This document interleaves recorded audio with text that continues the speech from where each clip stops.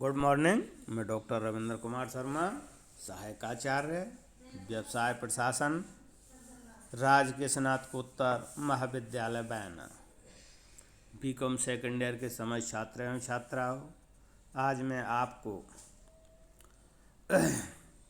व्यवसाय प्रशासन विषय का पेपर सेकंड प्रबंध का टॉपिक अप्रेरण या मोटिवेशन के का भाग सेकंड बी में अप्रेरणा की हर्जवर्ग की द्वय घटक विचारधारा का अध्ययन ई कंटेंट के माध्यम से करेंगे। इससे पहले हमने अप्रेरणा विचारधाराओं में मैस्लो की आवश्यकता अनुक्रम विचारधारा का अध्ययन किया।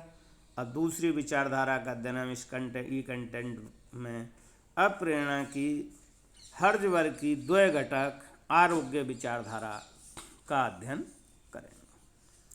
अमेरिकी व्यवहारवादी मनोवैज्ञानिक फ्रेडरिक हर्जवर्ग एवं उनके सहयोगियों ने अप्रेरणा की एक नई विचारधारा का प्रतिपादन 1950 के अंतिम दशक में किया था।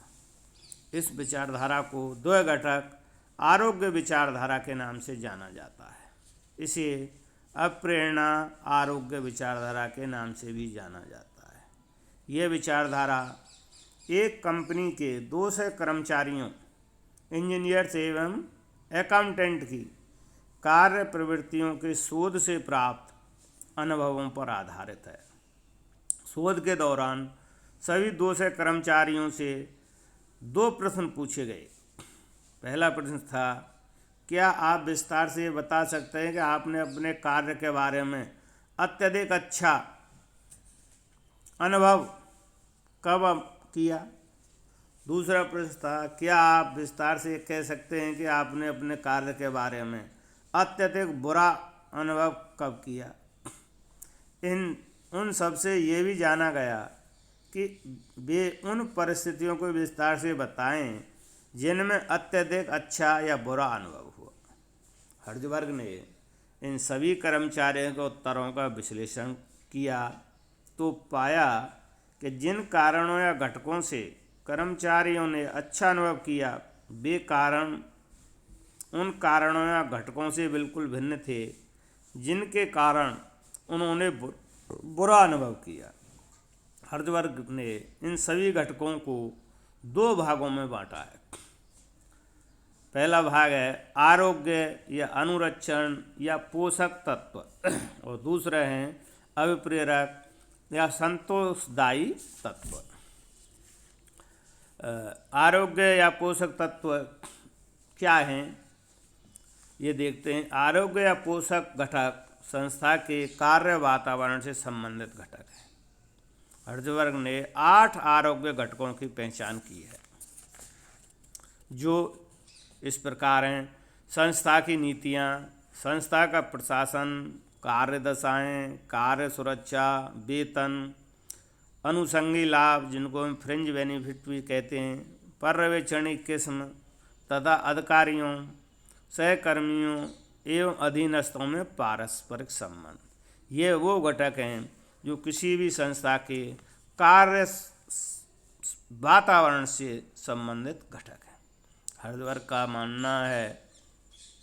मानना था कि कर्मचारियों में संतोष स्तर बनाए रखने हेतु संस्था के कार्य वातावरण में इन घटकों की उपस्थिति अनिवार्य है। इन घटकों की अनुपस्थिति या कमी कर्मचारियों में असंतोष उत्पन्न कर सकती है। अतः कर्मचारियों में असंतोष नहीं पनपने देने हेतु संस्था के कार्य वातावरण में इन घटकों का विद्यमान होना अनिवार्य है।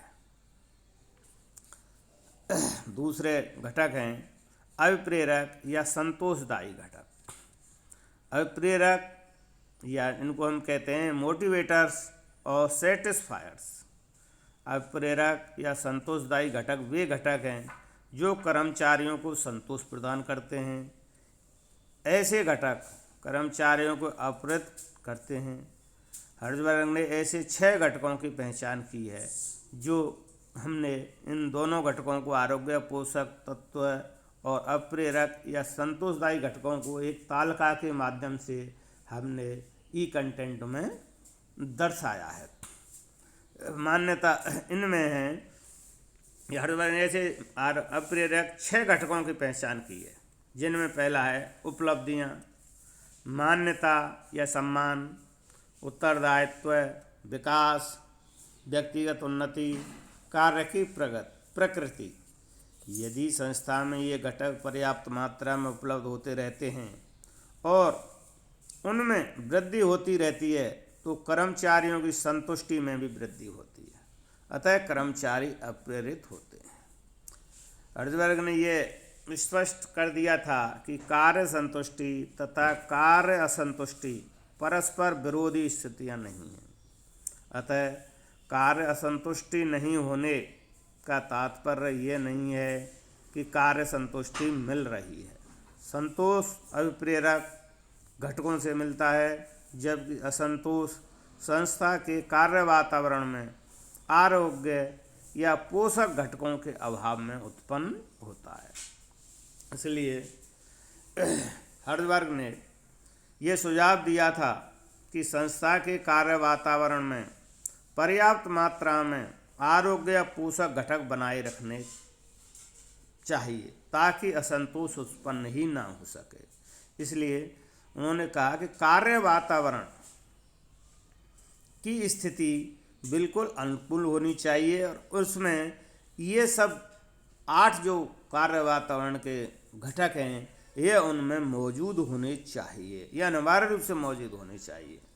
और दूसरे घटकों में अप्रेरक संतोषदायी घटक, ये घटक किसी भी संस्था में कर्मचारियों को अप्रेरित करने के घटक हैं जिनसे प्रेरित होकर व्यक्ति अधिक कार्य करने हेतु किसी भी संस्था अथवा उपक्रम में प्रेरित होता है। इस तरह से उन्होंने इन घटकों को हमने भी इस तालिका के माध्यम से इसमें प्रदर्शित किया है। हर्डबर्ग ने आगे ये कहा है, ये विचारधारा कर्मचारियों के कार्य पर बनाए रखने वाले या संतोष के स्तर को बनाए रखने वाले घटकों तथा संतोष में वृद्धि करने वाले घटकों या अप्रेरक घटकों के बीच स्पष्ट अंतर करती है। इन दोनों प्रकार के घटकों की भूमिका स्वतः स्पष्ट हो जाती है। इसी तरह से उन्होंने आगे कहा, यह विचारधारा ये स्पष्ट कर देती है कि कर्मचारियों के कार्य से असंतुष्टि नहीं होने का आशय ये नहीं है कि वे कार्य से संतुष्ट हैं। असंतुष्टि उत्पन्न करने वाले या असंतुष्टि को रोकने वाले तथा संतुष्टि प्रदान करने वाले घटक अलग होते हैं। अर्थात उन्होंने इन घटकों का दोनों का अलग अलग विश्लेषण किया है।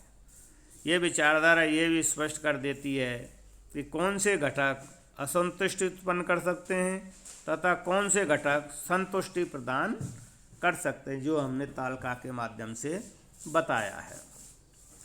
ये विचारधारा हर्डबर्ग के अनुसार ये विचारधारा कर्मचारियों को प्रेरित करने के लिए ठोस उपायों अर्थात अप्रेरक घटकों का सुझाव देती है।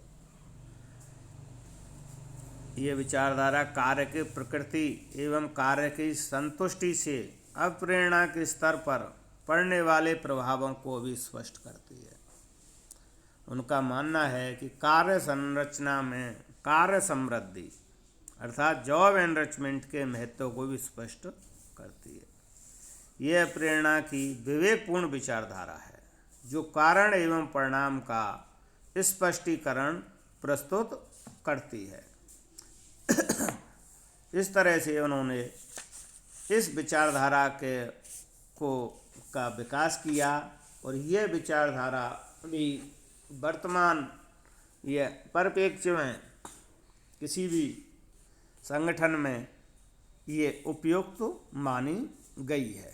इस विचारधारा के बारे में उन्होंने कुछ सीमाएं भी बताई हैं।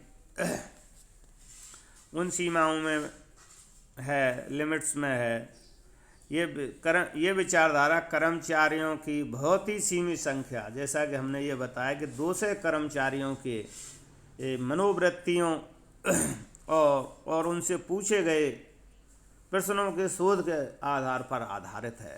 तो इसमें लिमिट्स में यह है कि ये कर्मचारियों की बहुत ही सीमित संख्या पर शोध के आधार पर विकसित की गई है।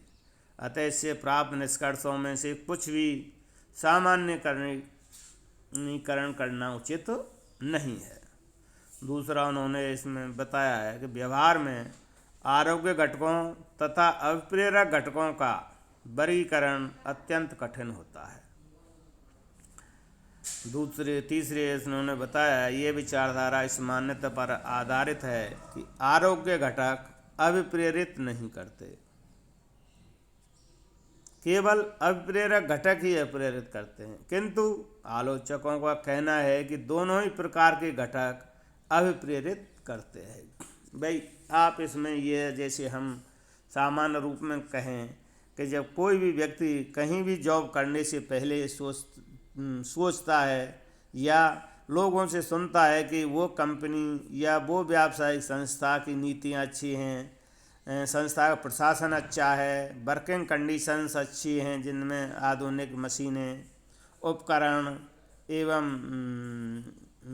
मेंटेनेंस अच्छा है, और कार्य सुरक्षा जिसमें वर्क सेफ्टी के बारे में संपूर्ण उपकरण एवं व्यवस्था है, वेतन अच्छा मिलता है और फ्रिंज बेनिफिट समय समय पर दिए जाने वाले बेनिफिट्स होते हैं।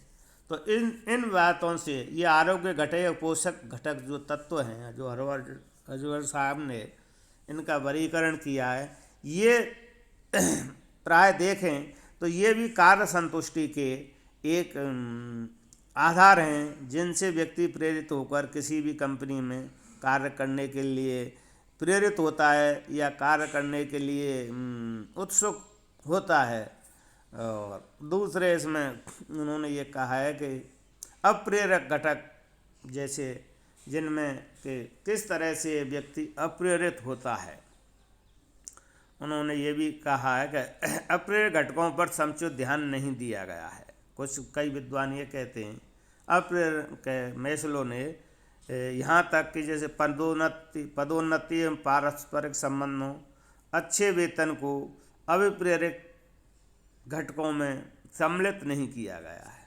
अब इनमें अप्रेरक घटकों में उपलब्धियाँ, मान्यता या सम्मान, विकास, उत्तरदायित्व, ये व्यक्तियों के अभिप्रेरण के आधार तो हो सकते हैं, लेकिन प्रत्यक्ष रूप से अप्रेरित करने में इनकी भूमिका कम हो सकती है। जिनमें भूमिका होनी चाहिए कि जैसे कि वेतन में वृद्धि और आपके पदोन्नति और पारस्परिक संबंधों में प्रगाढ़ता आदि तत्व, और उनको विभिन्न प्रकार के जो वित्तीय जो लाभ हैं वो उसमें अप्रेरक तत्वों में सम्मिलित करने चाहिए थे। कुछ लोगों का कहना है कि ये विचारधारा छोटे संगठनों पर उतनी खरी नहीं उतरती है जितनी कि बड़े संगठनों पर। इस विचारधारा में परिस्थितियों में होने वाले परिवर्तनों पर कोई ध्यान नहीं दिया गया है। इस तरह से हमने आज आपको हर्षवर्धन की द्वय घटक आरोग्य विचारधारा का अध्ययन किया है। अब कई लोग कहते हैं कि ये विचारधारा सामान्य रूप से सभी बहुत अधिक संगठनों में इस विचारधारा का भी उपयोग किया जाता है, जिससे कि इन दो घटकों का जो कि हर्षवर्धन ने इनका वर्णन किया है, ये प्रत्येक संस्था में अथवा इकाई में इनकी आरोग्य पोषक तत्व घटकों की अनिवार्य रूप से स्थापना होनी चाहिए, अर्थात ये घटक विद्यमान होने जरूरी हैं, जिससे कि व्यक्ति अथवा कर्मचारी असंतुष्ट नहीं हो। और दूसरे प्रेरक तत्व हैं जिनसे प्रेरित होकर के वो अब अधिक कार्य करने के लिए प्रेरित होता है। इस तरह से हमने इसका अध्ययन किया है। आज के लिए इतना ही, धन्यवाद।